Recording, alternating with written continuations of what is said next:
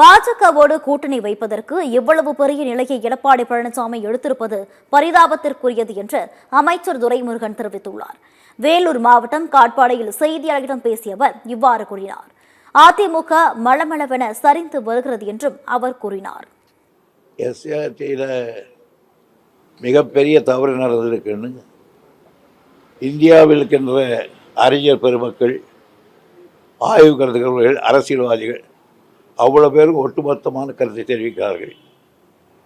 இதில் பிஜேபியோடு அலைன்ஸ் வைப்பதற்காக இவ்வளோ பெரிய நிலையை அவர் எடுத்திருப்பது பரிதாபத்துக்குரியது. எம்ஜிஆர் என்கின்ற ஒரு பலத்தில் உருவானது அந்த கட்சி. அண்ணன் எம்ஜிஆர் அவர்கள் மறைந்த பிறகு அந்த பலம் அவர்கள் கைவிட்டு போய்விட்டது.